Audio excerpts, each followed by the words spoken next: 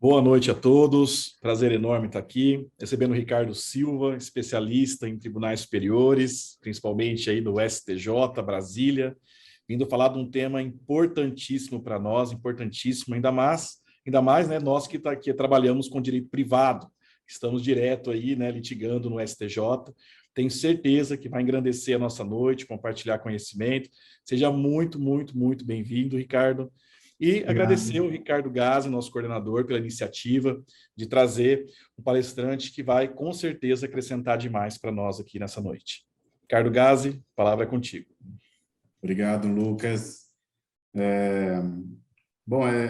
Gostaria, antes de passar a palavra ao Ricardo, apresentá-lo. O Ricardo, num mini currículo aqui, a gente resumiu um pouquinho, né, Ricardo?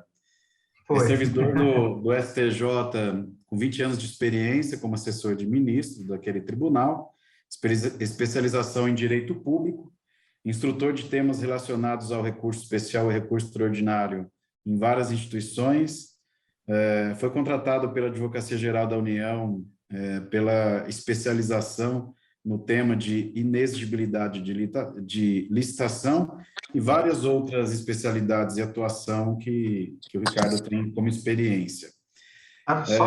Só um detalhe, eu fui contratado com dispensa de licitação pela notória especialização em recurso especial e extraordinário.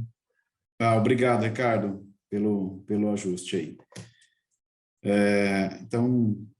A palavra está contigo e fique à vontade. Né? Tá joia. Eu quero deixá-los também à vontade, né? Eu sei que o tempo é curto e, como o título fala, uma visão panorâmica, mas qualquer dúvida e tudo, aí eu peço até para o doutor Ricardo, doutor Lucas, se eles quiserem, porque às vezes a gente não consegue visualizar aqui enquanto está passando, né? Então, estão vendo minha tela? Deixa eu compartilhar aqui. Vou começar a compartilhar.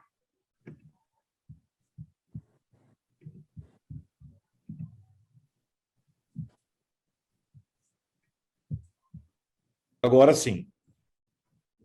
Está visível aqui. Maximizando aqui.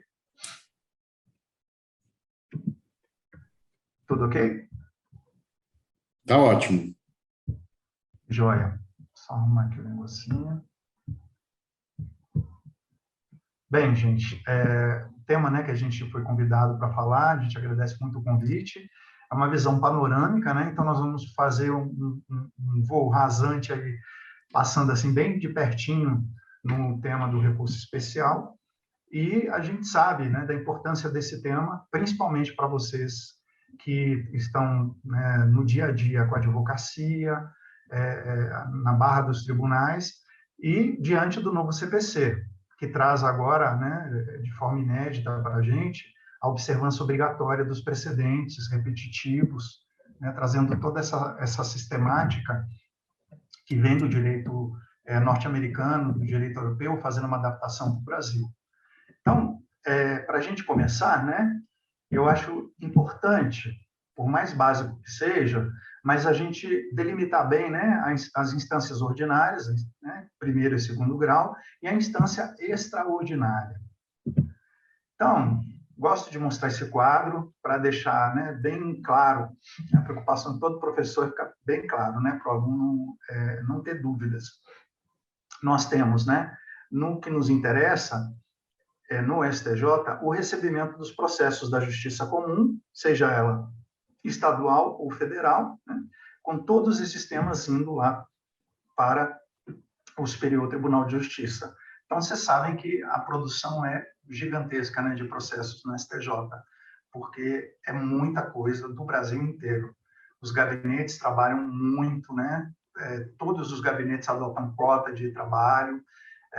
Até há pouco tempo atrás eu estava trabalhando no núcleo de admissibilidade de recursos especiais, de agravos em recursos especiais. Pra vocês terem uma ideia, o presidente do STJ falou recentemente lá numa sessão que a gente estava ouvindo, né, no plenário administrativo, que esse núcleo, só esse núcleo, tirando os gabinetes, produz por dia 1.300 decisões de admissibilidade de recurso especial.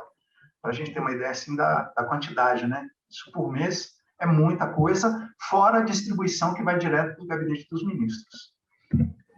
Então, nós temos, né, no que nos interessa na instância ordinária, os TJs e TRFs, né?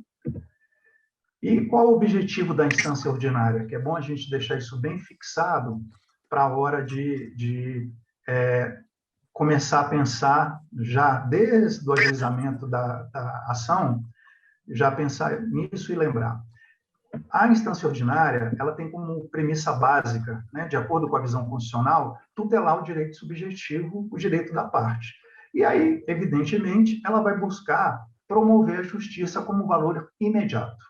Tanto é verdade que, né, aquele velho jargão que a gente conhece do direito, você dá os fatos ao juiz, né, o advogado é o técnico, ele pode até elencar a legislação que ele entende ali cabível, mas quem é que vai dizer qual a lei vai ser aplicada é o juiz, que é o conhecedor, que é o técnico, que é, né, o Estado ali agindo.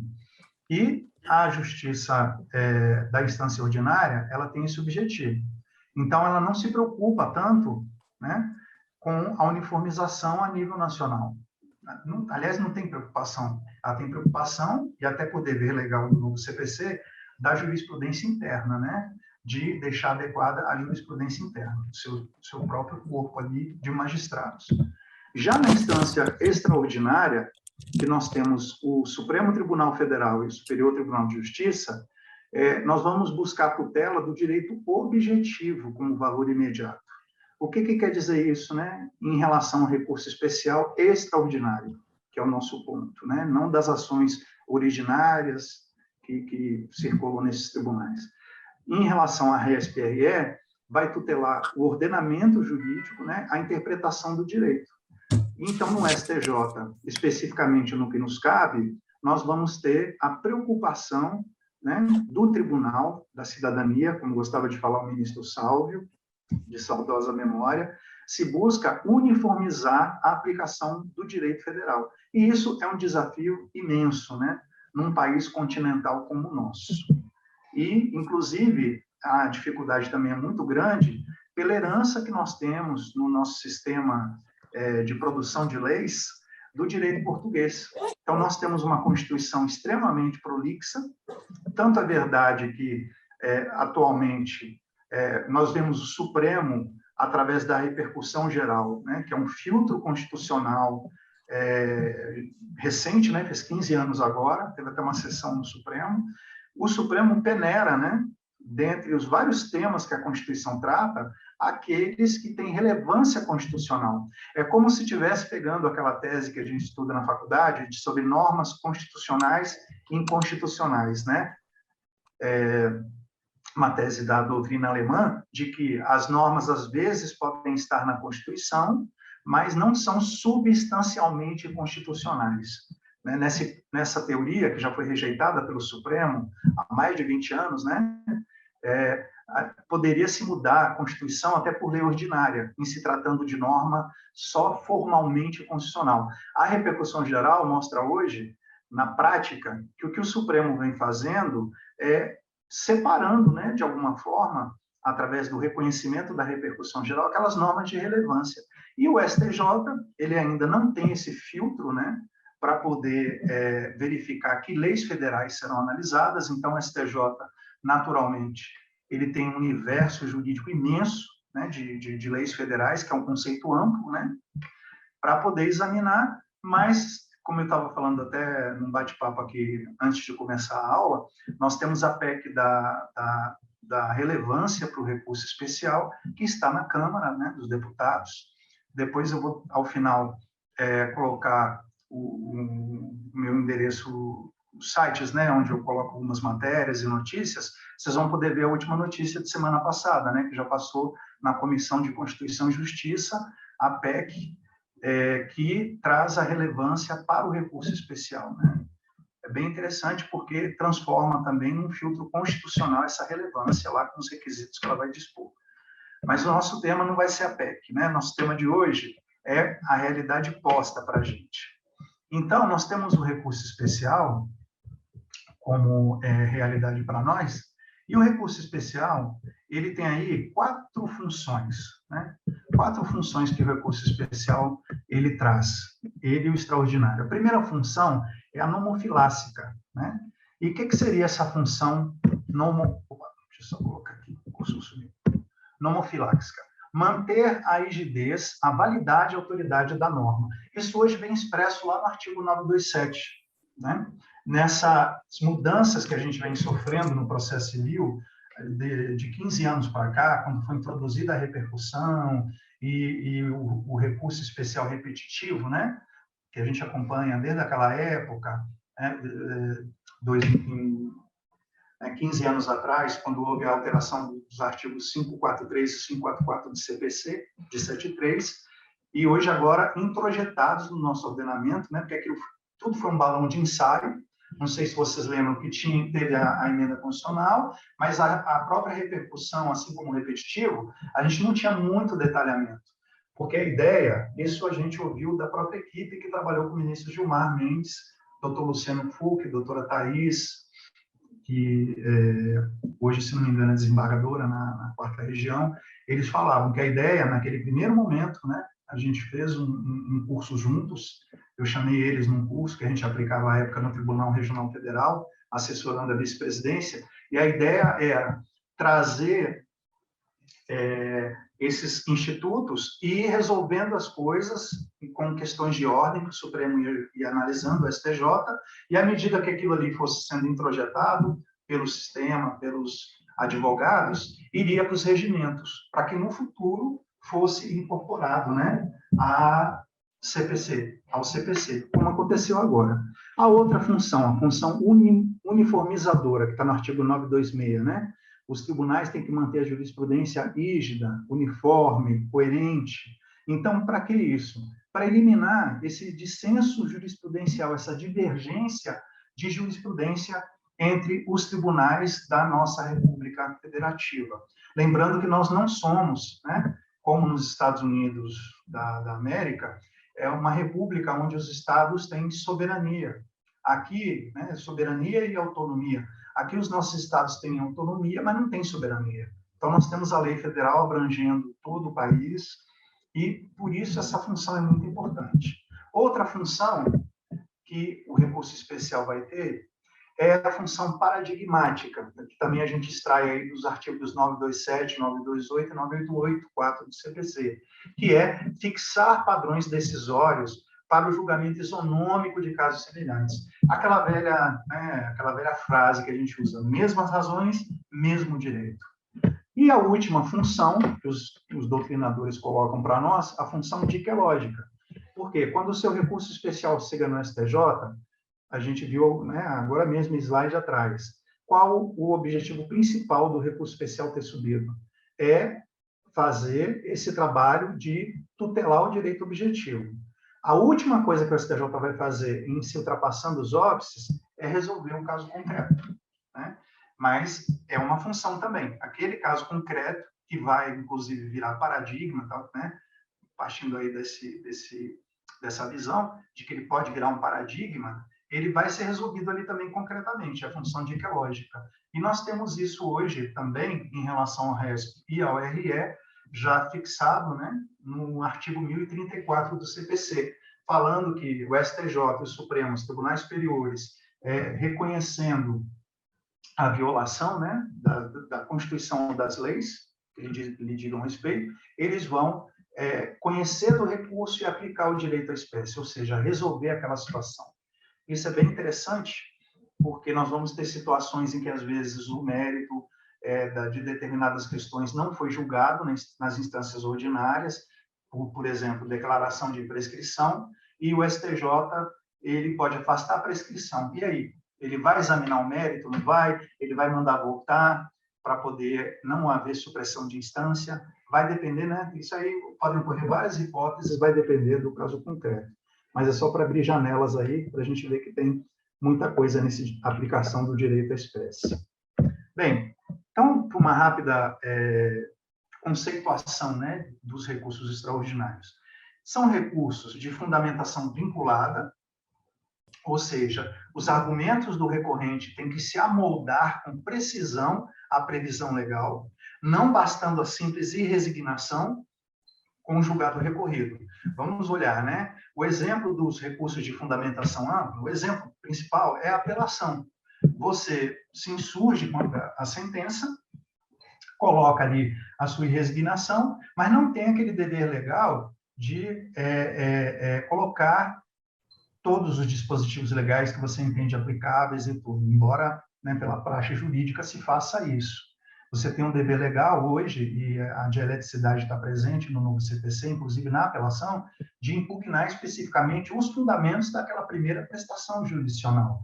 Mas a adequação legal ainda não, né, não entra como uma vinculação obrigatória no sentido de ser a lei correta, né? O Estado vai resolver, você vai dizer que lei que você quer que aplique, você vai falar, né, dos fatos e do direito, mas o Estado ele pode aplicar outra lei.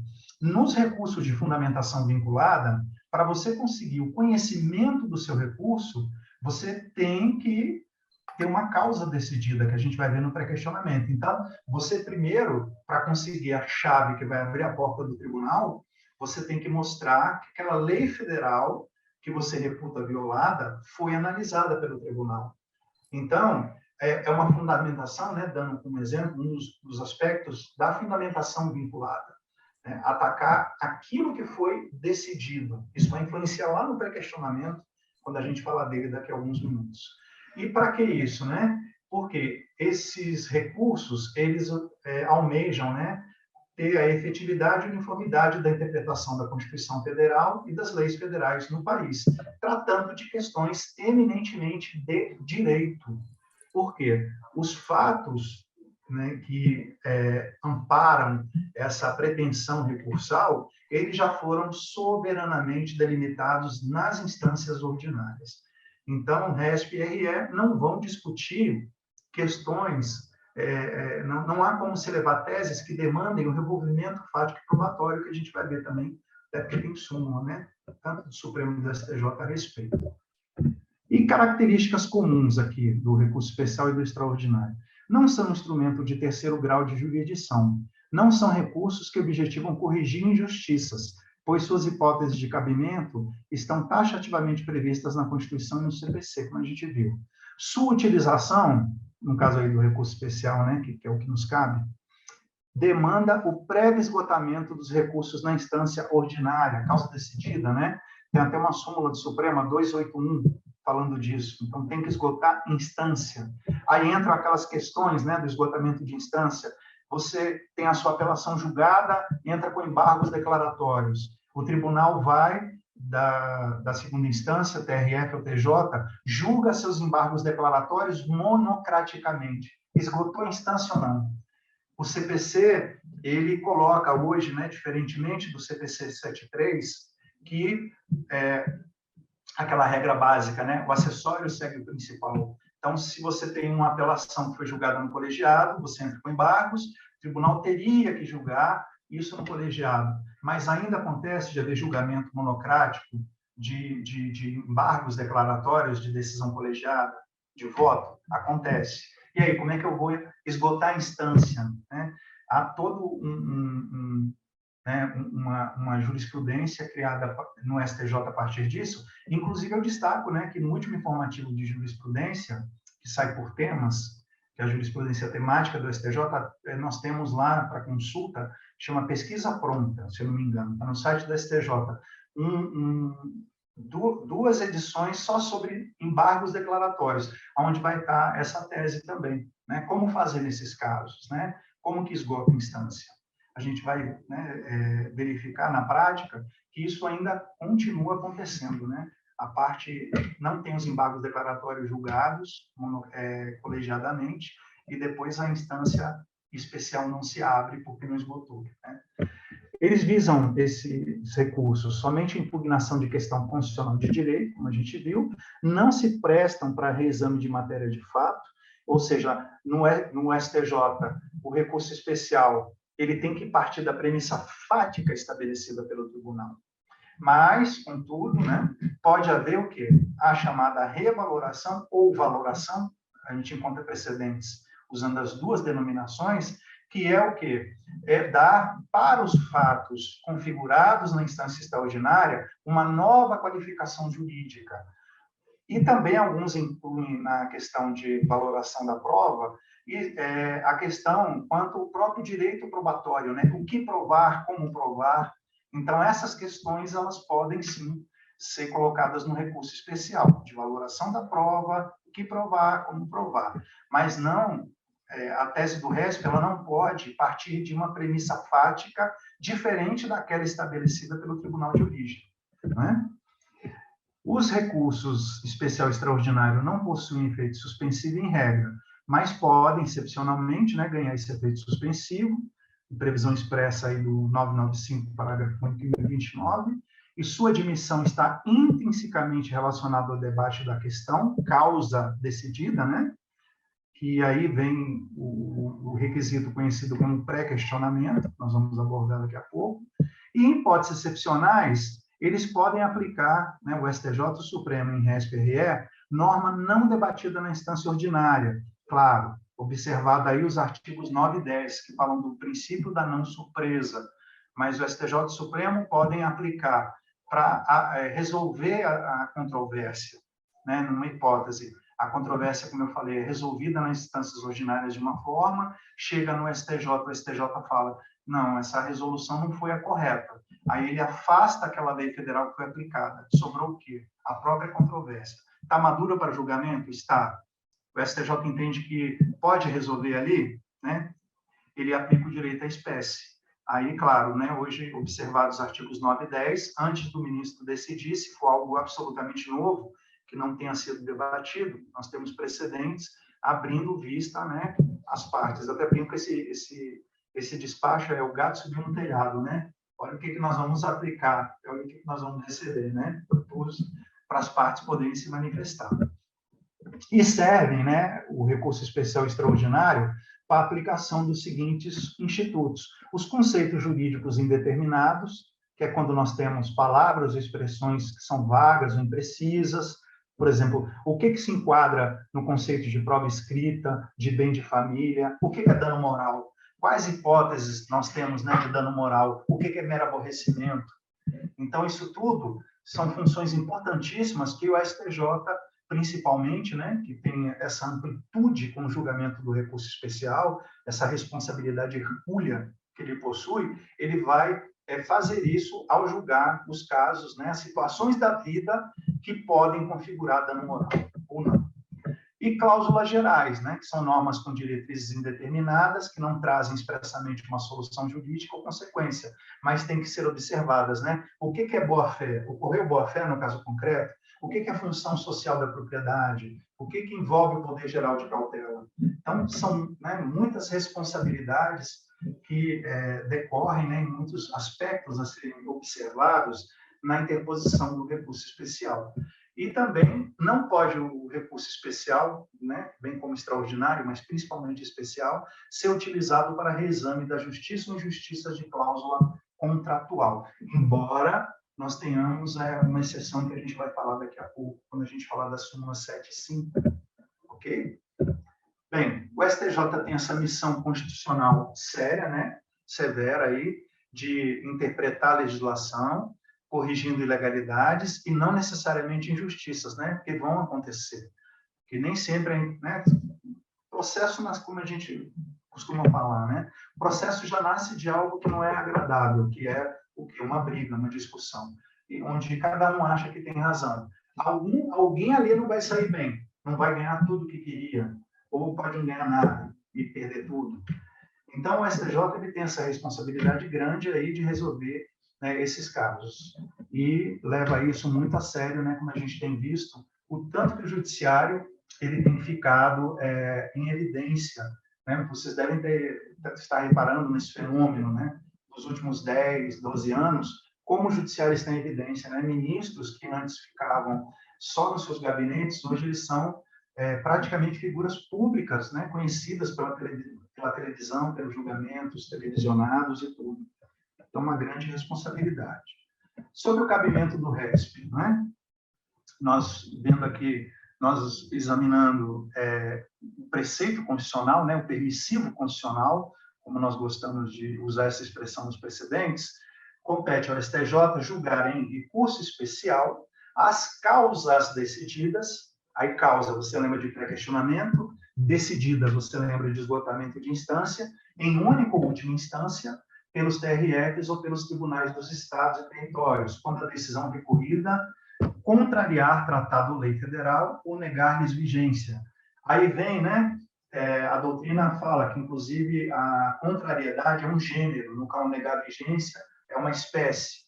Mas o que significa isso, né? Significa que nesse verbo contrariar vão entrar os tratados que têm força de lei federal, que não são aqueles que têm status constitucional, os tratados de direitos humanos ligados aí à aprovação do Congresso, e lei federal, um conceito amplo, né? Que vai entrar lei federal estrito sensu, lei complementar, são as leis produzidas pelo nosso Congresso, e vão entrar aí também decretos, né? Que não sejam meros decretos regulamentadores, decretos autônomos também, tá? Convênios, outras portarias, instruções e atos normativos, esses não são lei federal, né, para efeito de recurso especial. Porque esse detalhamento do que entra nesse guarda-chuva de lei federal, do que seria a lei federal, é a jurisprudência, né? Nós não temos uma lei regulando o que é lei federal para efeito de recurso especial.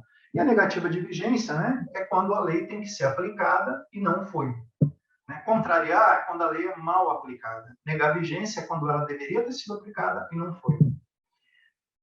E julgar válido, né, outra hipótese de cabimento, pela letra B. Julgar válido ato de governo local contestado em face de lei federal. Ato de governo local. Por que a gente reforça isso?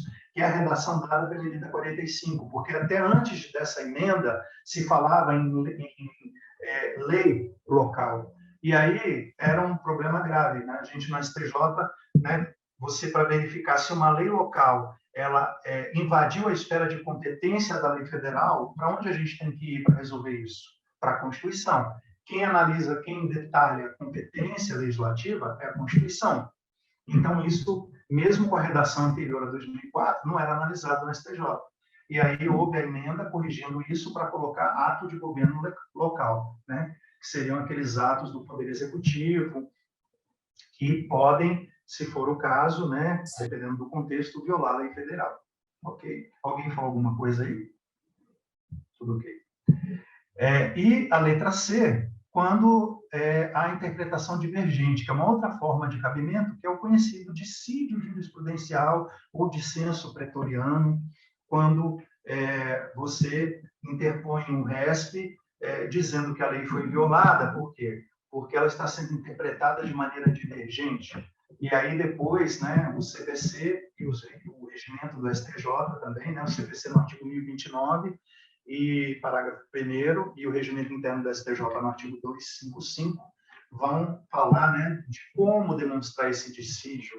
Eu brinco até com né, os colegas na hora do curso, com os alunos, que recurso especial pela letra A é prosa, é muito mais fácil de fazer. Por quê? Porque você escreve com liberdade, você usa, né, as argumentações. Já o recurso especial pela letra C, ele é verso, ele é mais difícil, né? Verso métrico. Então, você tem que saber as palavras que vai usar, tem que rimar. Né? Por que a gente fala isso? Porque o dissídio, ele tem uma série de regras. Então, ele é uma forma de interposição, como é pela letra A. Tanto que é muito comum as partes entrarem alegando violação pela letra A e também pelo dissídio, né? Porque o dissídio também, ele não exonera o recorrente de dizer qual lei está tendo a interpretação divergente, né?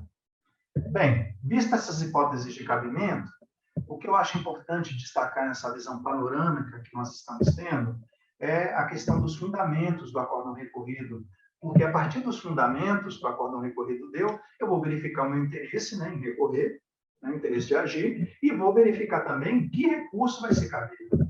Então, nós temos, né, pela nossa herança portuguesa, uma série de leis, de regulamentos, de normas, né, que a gente vê que podem ser utilizadas. E dentro desse conceito, nós temos as leis federais, que é o que nos interessa, que abrange muita coisa, né? Então, leis federais, elas vão ser tuteladas aí pelo STJ, naquele conceito amplo que eu me referi, vamos excluir, então, os outros, né? Convênios interestaduais, resoluções, não entra com lei federal, decreto federal, estadual e municipal também não, né? Até porque normas estaduais e municipais são lei local. Para elas serem contestadas, elas só podem ser contestadas perante a lei federal ou perante a Constituição, né? No próprio Supremo Tribunal Federal. E para você interpor RESP e RE, é essencial, né, basilar, a identificação dos fundamentos utilizados nas questões analisadas pelo acórdão recorrido, entendendo questão aqui como matéria, como controvérsia, que a doutrina e a jurisprudência usam como sinônimos, né? Pois, em alguns casos, não caberá rediscussão da tese no Supremo ou no STJ, né, dependendo dos argumentos que são utilizados. Então, quando tem uma fundamentação constitucional e legal sobre determinada tese, sobre determinada matéria que foi levada lá para o TJ, para o TRF, e o tribunal decide aquilo com dupla fundamentação, cada uma autônoma e suficiente, uma constitucional e uma legal, o que a parte deve fazer, né? Ela tem que entrar com os dois, recurso especial e recurso extraordinário. Se não o fizer, vai incidir a súmula 126 do STJ. É inadmissível o RESP, quando o acórdão recorrido assenta em fundamentos constitucional e infraconstitucional, qualquer deles suficiente por si só para mantê-lo, manter aquela questão, né? E a parte vencida não manifesta recurso extraordinário. Isso vai acontecer também quando a parte manifesta o recurso extraordinário especial e um deles é inadmitido, no caso aí o recurso extraordinário, e a parte não entra com agravo em recurso extraordinário. Aí ela entra com o RESP sobe, ou vai via agravo em recurso especial, mas a parte se olvida, né, se esquece de entrar com agravo em recurso extraordinário. Se ela não entrar com recurso com agravo em recurso extraordinário, o RESP continua sendo inadmissível. Por quê? Porque aquela fundamentação constitucional suficiente por si só para manter aquela matéria julgada pela corte de origem, ela vai transitar em julgado. Então, essa súmula é de extrema importância, e para saber, né, o que você vai entrar ou não, tem que fazer a identificação desses fundamentos.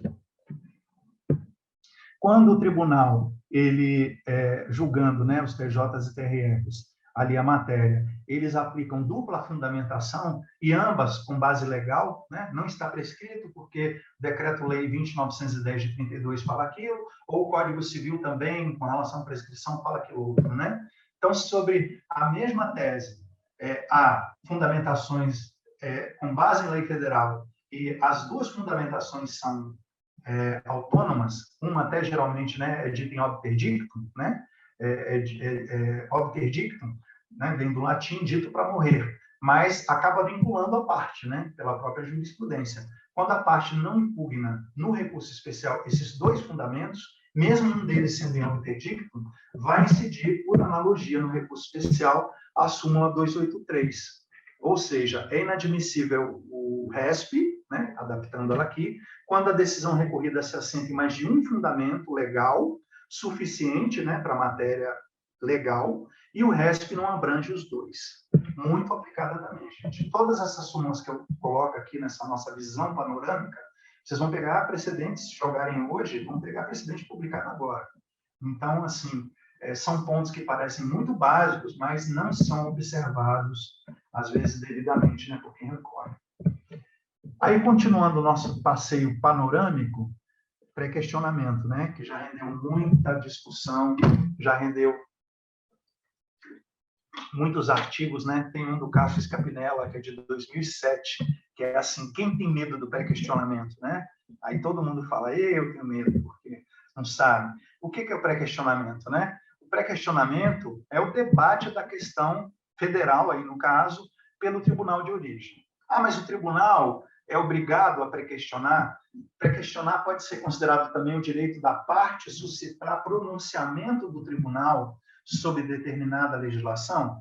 Pode. O CPC hoje até contempla isso, né? Mas o que nós podemos falar sobre a fundamentação, antes de eu entrar no estudo das súmulas? Continua, embora a redação do 489 do CPC atual sobre o dever de fundamentação, né? Está lá previsto no no parágrafo único, é considerada omissa a decisão e elege. Lá no 1022 também, que remete ao 489 atual do CPC, né? Sobre a questão da fundamentação, o que o STJ e o Supremo entendem, né? Como eu falo, eu trago aqui a jurisprudência, tá, gente? Eu sei que tem críticas a esse posicionamento, mas igual eu gosto de brincar, eu sou igual o Chicó no Alto da Compadecida, eu só sei que é assim. Então, trago para vocês como a jurisprudência encara. O juiz, ao decidir a controvérsia na instância ordinária ou na instância extraordinária, ele deve justificar o que ele aplica e não o que ele não aplicou. Né? Não é uma prestação jurisdicional, de acordo com o STJ Supremo, às avessas. Eu não aplico esse artigo por isso, eu não aplico esse artigo por aquilo, não. Qual é o papel do judiciário? Através dos precedentes, né? É resolver a controvérsia. Então, ele resolve, ele aplica a lei. Aquela lei que foi aplicada é a que foi pré-questionada. Mas eu não concordo com essa lei, Ricardo. Eu queria que aplicasse a lei B, ele aplicou a lei A. Qual é a coisa assim que mais ocorre nos recursos especiais? Fica-se tão ligado no lado vazio do copo, que é a lei B, que não foi pré-questionada, porque o tribunal aplicou a lei A, e não tratou da lei B, não fez juízo de valor contra ela, e a parte esquece de atacar, primeiramente no RESP, a lei A, que foi a prestação jurisdicional ofertada. Ora, se você tem tanta convicção de que a lei A foi equivocadamente aplicada e que a lei B, que é a lei que você defende desde a petição inicial, é correta, qual é, tecnicamente, o mais correto a ser feito? Primeiro, você diz que a lei A, que foi aplicada pelo tribunal indevidamente, foi violada. Por quê? Uma lei aplicada por uma hipótese fática diferente da que ela regula, ela sofreu violação. Então, primeiro você ataca a prestação jurisdicional ofertada, a lei A. Por quê? Depois você pode até defender no seu RESP a lei B, mesmo que ela não seja pré-questionada. Porque o STJ, verificando que você tem razão, que a lei A foi ofendida, ele pode, né, te dando razão, afastar a lei A sobre o quê? A controvérsia. E aí ele vai aplicar o artigo 1034 do CPC atual ou a súmula 456 do Supremo, não é? Aplicar o direito à espécie. E aí trazer a lei B, até mesmo sem que ela tenha sido pré-questionada. Mas esse tema assim, sempre está, né, em voga, porque a gente verifica nos julgados, né? Sempre tem teses que às vezes não foram pré-questionadas e às vezes ocorre da parte indicar violação a tese não pré-questionada e esquecer de atacar o fundamento que o tribunal aplicou. E aí acontece ainda, né? Então, duas dificuldades que ocorrem muito nos RESPs. Não ataca a lei que foi aplicada e aí entra indicando como violada uma lei não pré-questionada. O que acontece? Primeiro, fundamentação dissociada do recurso especial. Dissociada do quê? Não observou a dialética, não atacou o fundamento do acórdão recorrido. E quanto à lei B, que ele insiste que, né, que foi violada, não foi pré-questionada, porque foi aplicada a lei A. Então, súmulas, né, do STF, que são aplicáveis por analogia no STJ, elas tratam do pré-questionamento em diferentes fases do processo, conforme ele é julgado na instância ordinária. Então, vamos aqui para a súmula 282, colocar dessas premissas. É inadmissível RE quando não ventilada na decisão recorrida a questão federal suscitada. Ou seja, nessa súmula aqui, a visão é de que a questão federal foi suscitada. Suscitada por quem? Pela parte, não é? A parte suscita, mas a decisão recorrida não analisou, não discutiu. Súmula 282. Mas a prestação jurisdicional ocorreu, né? Embora com uma lei diferente. Aí depois veio, no próprio Supremo, anos depois, a súmula 356. O ponto omisso da decisão, sobre o qual não foram postos embargos declaratórios, não pode ser objeto de RE, e no caso da gente, de RESP, por faltar o requisito do pré-questionamento. Quando você interpreta essa súmula a contrário senso, o que ela está dizendo? Se há omissão do acórdão recorrido, no julgamento ali da apelação, que foi o nosso exemplo, você tem que entrar com embargos declaratórios. E a súmula fala, o ponto omisso sobre o qual não foram postos. Essa súmula é chamada súmula do pré-questionamento ficto. Por quê? Segundo essa súmula, nessa interpretação a contrário senso, basta a interposição dos embargos declaratórios perante o Tribunal de Origem, TJ ou TRF, para haver o pré-questionamento, ainda que o voto dos embargos declaratórios não tratem da questão federal. Então, essa súmula, ela é utilizada nesses casos, né? Ela pode ser utilizada nesses casos, quando a parte viu que houve uma omissão, mas não interpôs embargos. E ela deu origem ao chamado pré-questionamento ficto, que é o entendimento a contrário senso. Opa, então se houve uma omissão e eu, recorrente, atravessei embargos declaratórios, mesmo no voto dos declaratórios, o tribunal não tendo respondido, analisado essa minha omissão, está pré-questionado? Aí que é o ponto. Para o STF, sim. Mas na mesma época, o STJ, quando começou a julgar, ele trouxe aqui, já vou adiantar, a súmula 211, dizendo, ele, de forma diferente do Supremo, o que diz o STJ? Eu, STJ, que tenho muita lei federal para analisar, eu não aplico a 356 como forma de pré-questionamento ficto. Por quê? Súmula 211. É inadmissível o RESP quanto à questão que, a despeito da oposição, ou seja, ainda que opostos embargos, não foi apreciado. Então, o Supremo, ele criou a súmula 356, sugerindo o pré-questionamento ficto, não é? E aplicava muito esse precedente lá. O STJ, ele tem a 211, que ela exige mais. Ele fala, não adianta só com embargos, os embargos têm que ser apreciados. Se não forem devidamente apreciados os embargos, o que o recorrente tem que fazer? Entrar com uma preliminar no recurso especial de negativa de prestação jurisdicional, que no CPC antigo era o artigo 535 ou 428 do CPC, geralmente acumulados, e no Código atual são os artigos 489 e 1022 do CPC. Então, quando você tem uma tese que você queria que fosse debatida e você tem certeza da omissão dela, e entrou com embargos e essa tese não foi questionada, antes do CPC atual, tinha esse empecilho da 211, né? Se houvesse omissão, né? Se há realmente omissão. Hoje o CPC fala no pré-questionamento ficto, né? Mas antes de pré-questionamento ficto, vamos ver aqui os embargos de declaração. De tanto julgar embargos de declaração, a instância ordinária julgar embargos declaratórios com o objetivo de pré-questionar, começou a haver muita multa, né? No CPC antigo, né? E no CPC atual, que é a multa lá dos embargos declaratórios, que acho que é 1026.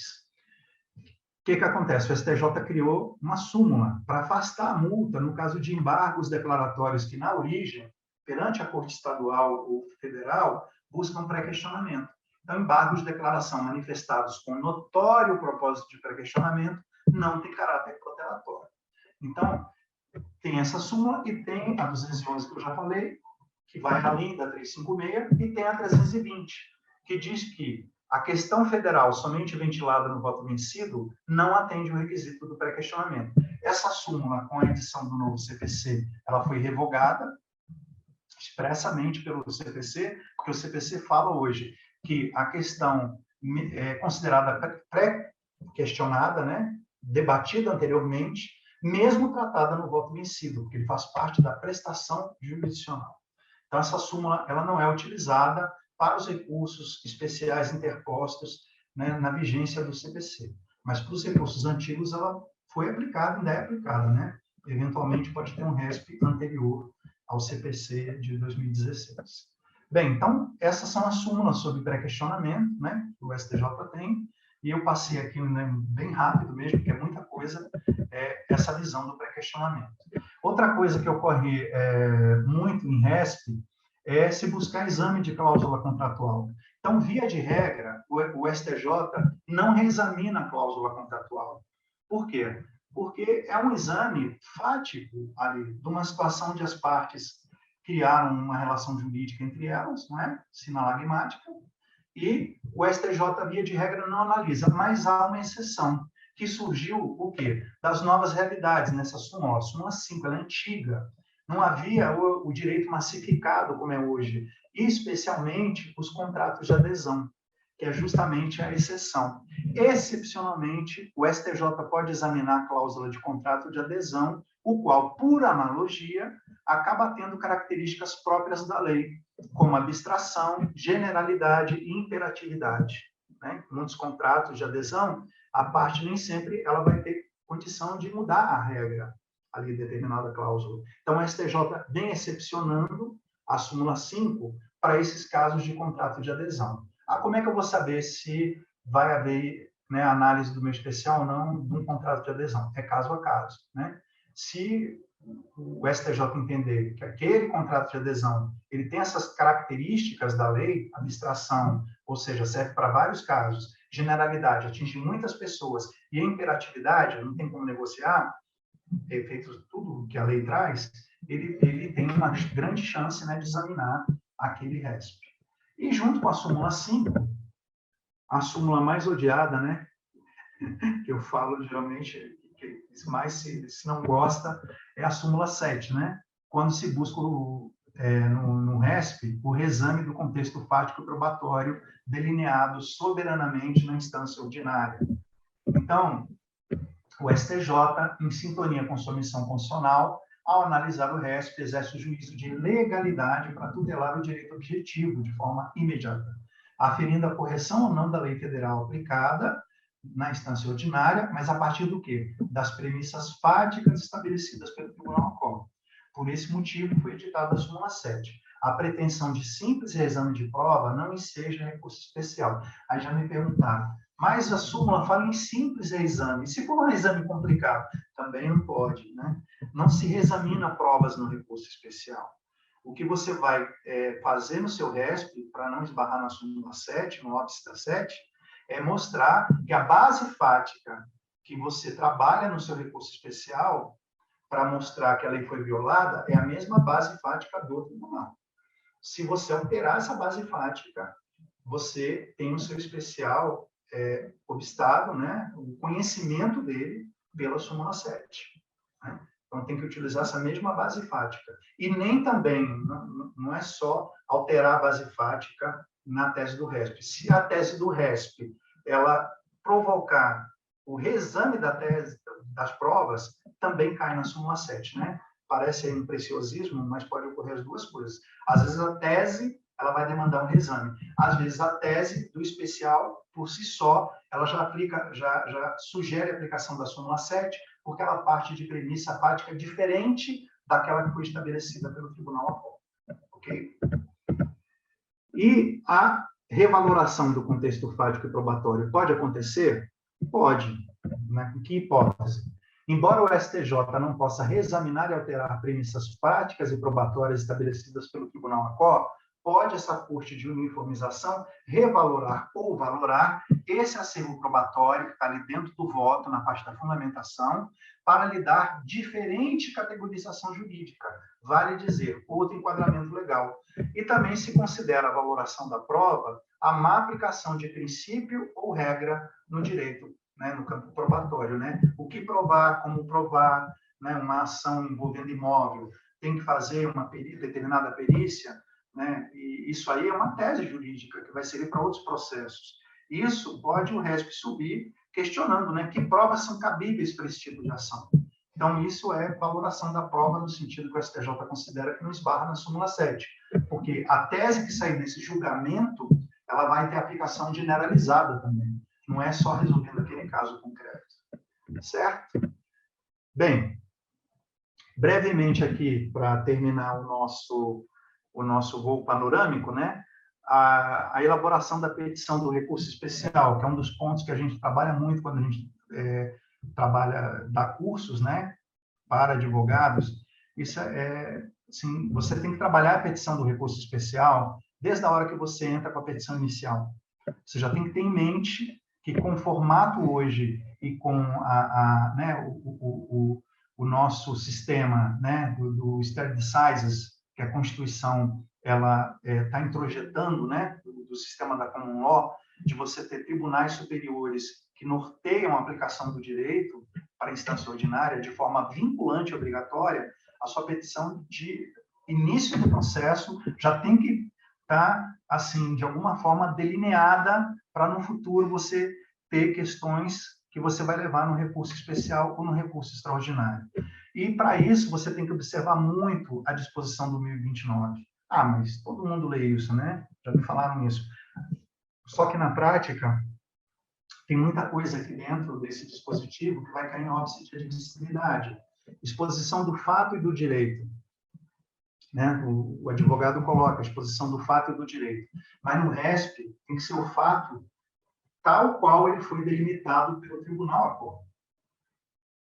O direito aplicado, pré-questionado.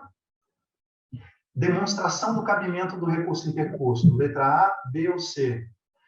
Aqui não dá tempo, né? Mas, por exemplo, só de hipóteses de não cabimento de recurso especial, a gente já elencou mais de 20 hipóteses. Por exemplo, não cabe recurso especial contra decisões emanadas no correr do processo ainda, sujeitas a agravo de instrumento, por exemplo, um processo, uma ação de conhecimento, e há ali uma concessão de tutela antecipada, o tribunal julga um agravo de instrumento em tutela antecipada, a parte entra com RESP. E aí, nós vamos verificar no RESP se estão presentes os requisitos da concessão da tutela antecipada ou da liminar, fume boni iuris, perigo in mora? Não, porque nós temos o óbice da súmula 735 do Supremo Tribunal Federal, que diz que não cabe, né, analisar esses recursos. Por quê? Porque aquele acórdão do TJ ou TRF julgando agravo, ele está sujeito a ser alterado quando a ação de conhecimento, que ainda está lá para o juiz sentenciante, ela receber a prestação jurisdicional devida. Então, o STJ, ele, via de regra, não vai interferir nisso. Pode haver exceções? Podem, para alguns casos. Eu posso entrar com RESP de um agravo que julgou tutela antecipada, mas não prestou bem a jurisdição. É uma exceção. Aí eu vou entrar não falando no meu RESP que não foram preenchidos, ou então que foram preenchidos os requisitos de tutela antecipada, e aí eu pedi a tutela para o próprio STJ. Eu posso não discutir isso no RESP, mas falar que a prestação jurisdicional no julgamento do agravo perante o TJ ou o TRF não foi analisado. Aí não vai incidir isso numa 735, porque eu não estou discutindo, né, os pressupostos da concessão da tutela antecipada ou da liminar, mas a própria prestação jurisdicional em si. Então, vocês veem que tem muita sutileza aí nessa questão para se observar na petição do RESP. As razões do pedido de reforma, você colocar objetivamente o artigo de lei federal violado e topograficamente de forma correta. Hoje mesmo, né, examinando um processo lá para preparar uma minuta, a parte indica a violação ao artigo 51 do CDC. O artigo 51 do CDC, ele é uma norma genérica que vai ter vários incisos falando sobre a hipótese ali de não haver observância do pacto contratual, da boa-fé. Mas tem vários incisos. A parte alegou genericamente violação ao artigo 51.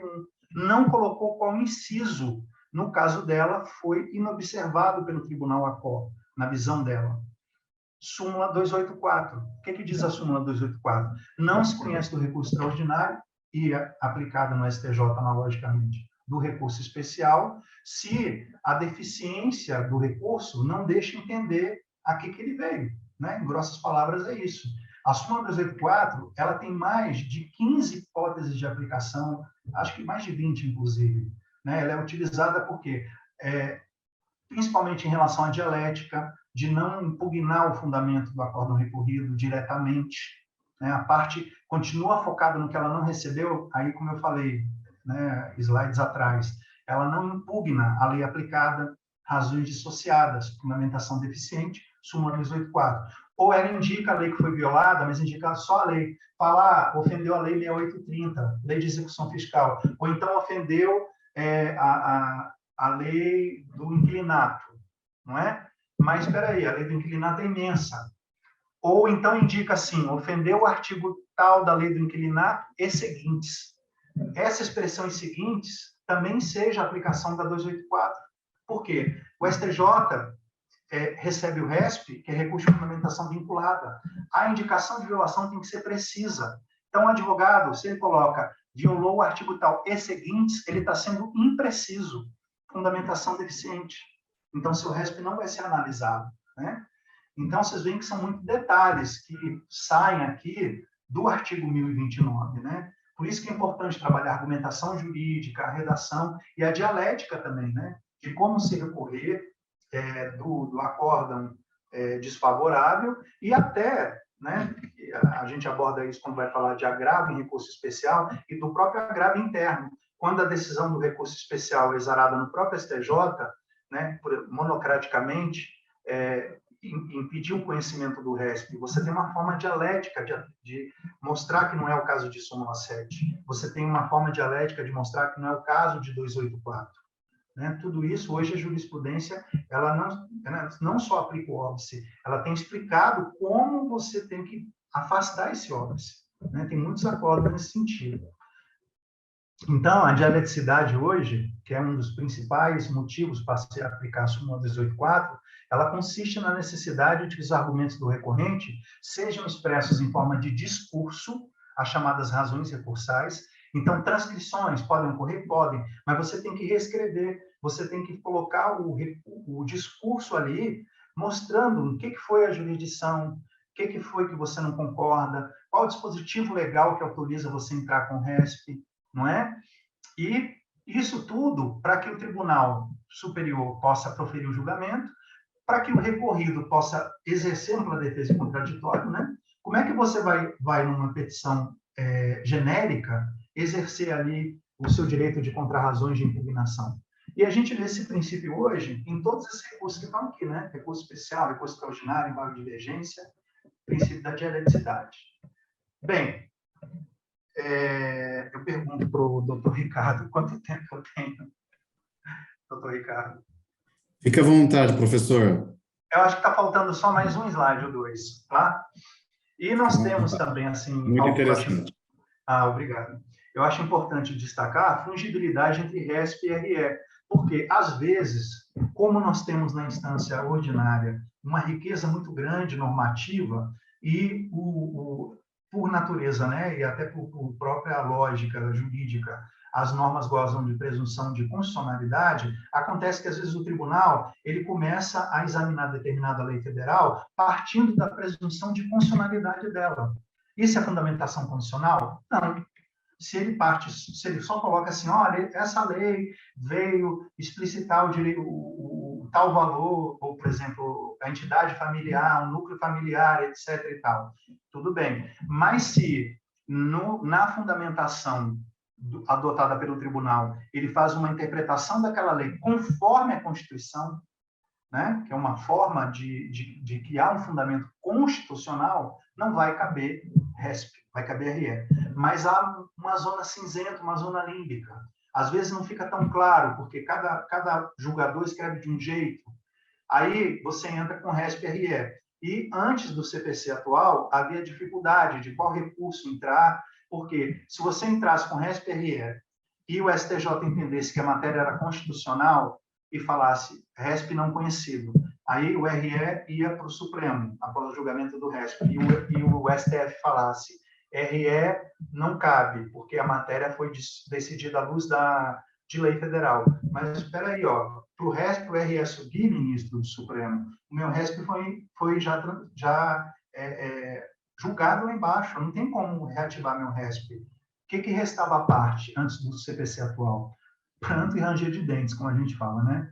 Porque, por causa de uma fundamentação imbricada, se o RESP e o RE não fossem conhecidos, ela não tinha como recorrer. Hoje, o CPC resolveu, né, essa situação através do artigo 1032, que é essa fungibilidade entre o RESP e o RE, mas que também tem requisitos próprios, né, que decorrem aqui do texto legal, que dá jurisprudência também. Se o relator no STJ, que é o que primeiro recebe, né, um recurso especial, caso venha o RE em anexo, ele entender que o recurso especial versa sobre questão constitucional, olha só que interessante, o RESP versa sobre questão. Ele está falando que a petição de RESP, ela vem trabalhando uma linha de argumentação constitucional. É um RESP, mas, na verdade, é só capa de RESP. A fundamentação do RESP é RE. ele o que deve fazer? Conceder prazo para o recorrente demonstrar a existência de repercussão geral e se manifestar sobre a questão constitucional. Por quê? Porque aquele RESP vai ser remetido ao Supremo, que é o que diz o parágrafo único. Não mais como RESP, mas como RE. E o Supremo, verificando lá que aquela fundamentação não é uma fundamentação funcional, na verdade é legal, ele pode devolver para o STJ. Mas, entre a aplicação desse dispositivo que resolve parte da situação, surge a grande necessidade de se estudar bem a fundamentação do acordo recorrido para se verificar que recursos entrar. RESP, RE ou os dois, se for o caso. Não é? E o dissídio jurisprudencial, que é o nosso último tópico, como eu falei, o dissídio é uma forma de interposição de recurso especial, muito mais trabalhoso do que usar a letra A, que eu até brinquei, né, que é prosa, a letra A do artigo 105.3, desse permissivo constitucional. A letra C é verso, é difícil de fazer, porque é verso métrico, tem que ter rima, tem que ter tudo. O que é o dissídio? É uma das espécies de interposição do RESP, no qual o recorrente aponta divergência de entendimento entre o acordo no qual sucumbiu, total ou parcialmente, no interesse de recorrer, e outro aresta ou acórdão emanado de quê? De TRF, de TJ ou do próprio STJ, aonde tenha sido examinada, né, a mesma questão jurídica, ou seja, quando você alega dissídio, a lei tem que ser idêntica. A lei que foi analisada no acórdão recorrido tem que ser a mesma daquele acórdão que você indica como paradigma, que é o resultado que você quer alcançar. A base fática, onde aquela lei foi aplicada, o contexto fático, ele pode ser igual, né? Por exemplo, imposto de renda. Incide imposto de renda sobre 13º salário? Você pode, né, na época, havia, né, muita discussão na primeira sessão. A base fática ia ser sempre igual, porque a norma em si, ela já trazia a base fática, né? Agora, há questões em que a lei federal pode ter base fática igual ou semelhante para ser aplicada. Pode ser só semelhante à base fática para caracterizar o dissídio? Pode. Mas a questão jurídica tem que ser absolutamente igual. O mesmo dispositivo legal que você alega foi violado pelo tribunal e o tribunal decide de forma diferente, que você quer esse resultado, ela tem que estar no seu paradigma também, né? Resultado diverso e mais proveitoso. E aí você tem que, para provar tudo isso, fazer, né, o que a norma chama, o que está no artigo 255 e 1029, parágrafo 1º, do cotejo analítico, que é fazer uma comparação analítica, mostrando a lei, que é a mesma, o contexto fático e o resultado que você quer, né? Então, gente, assim, é pouquíssimo tempo, né? Muita coisa. Eu deixo aqui os meus contatos, né? A gente trabalha com cursos nessa área também, né? E a gente foi instrutor interno e atua na STJ como instrutor interno também para os servidores, auxiliando a formar servidores que vão trabalhar em gabinete. Já demos curso em várias instituições, né? A AGU, como a gente falou, com dispensa de licitação pela notória especialização do tema, isso há 15 anos atrás, né? Para vocês verem que a gente trabalha com esse tema há muitos anos. Na época até era o ministro Toffoli, quem era o advogado-geral da União, aí nos convidou para dar curso lá para advocacia. Aplicamos na PGR, em várias instituições, Eletronorte, TRF da primeira região, própria STJ, né? Admissibilidade do RE. Então, a gente, né, trabalha com essa matéria, gosta muito, e o que a gente quer realmente é que vocês tenham um mérito analisado, porque só assim vai haver pacificação, né, social nesse país. Então, eu deixo aqui meus agradecimentos a vocês e que a gente possa aí ter bons encontros no futuro. Tá? Uma boa noite a todos. E agradeço a oportunidade. Parabéns, Ricardo. Excelente. Excelente conteúdo.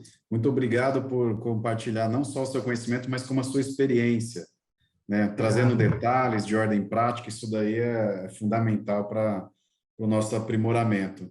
E eu fico aí na expectativa, né? Logo, logo teremos um curso aí com mais extensivo, então... Semana que vem. Com isso daí já... esse warm-up aí cria uma expectativa muito grande, muito bom mesmo. Parabéns. Eu deixo aqui uma mensagem, o nosso presidente, Henri Attic, Ele acompanhou conosco até um certo momento, teve um problema lá no computador, não conseguiu voltar, mas deixou uma mensagem ao professor, um agradecimento e uma boa noite a todos os nossos colegas aqui. Partindo para o encerramento, eu vou pedir para o nosso ex-presidente Milton Ferreira de Mello dar umas palavras, nos agraciar aí com algumas palavras. Milton, por favor. Bom, boa noite, Gazi. Obrigado aí pela deferência. Estou vendo aqui o Lucas, viu? O Henry esteve há pouco conosco aí, a Estela também, então isso é muito bom. Eu quero agradecer ao professor Silva, logicamente que nos abrilhantou aí com essa linda palestra, com a clareza de exposição, certamente nos deixa, de certa forma, preocupados, né? Porque, por mais que a gente busque a atualização, a gente sempre chega nesses óbices, mas a clareza da exposição nos traz um conforto.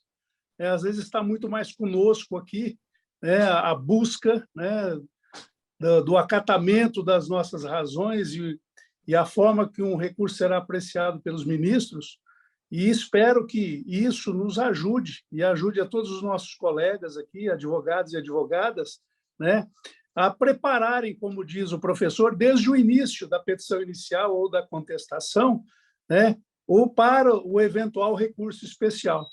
Então, Gazi, parabéns a você aí que nos trouxe o professor, parabéns aí a todos os membros da comissão e especialmente ao professor Ricardo.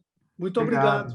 Foi muito bom ouvi-lo, e saber que, de certa forma, nos conforta também, porque muitas vezes a angústia que o senhor falou dos advogados que não têm os seus recursos recebidos também nos deixa, assim, de certa forma, confortável, mas não nos deixa, como poderia dizer, não nos pode fazer que a gente não se aprimore para levar esses recursos até o tribunal, até para a busca dessa pacificação, conforme o professor falou agora há pouco. Muito obrigado, professor. Obrigado a todos. Agradeço. Obrigado, Milton. Professor, se me permite também, faço um agradecimento especial aos nossos colegas, os nossos membros da Comissão de Direito Empresarial, membros de outras comissões temáticas, que eu cumprimento aqui em nome do Lucas de Oliveira, do Bruno Xavier, temos vários colegas aqui, colegas de outras subseções, então tivemos aqui uma audiência muito legal mesmo, obviamente pelo tema e pelo nosso palestrante. Então, Ricardo, muito obrigado novamente, a gente tem um encontro já marcado aí na próxima semana, e que já fica o convite para você vir pessoalmente também para uma próxima oportunidade, que nos dê essa próxima oportunidade na OAB. Vamos. Boa noite a todos. Boa noite.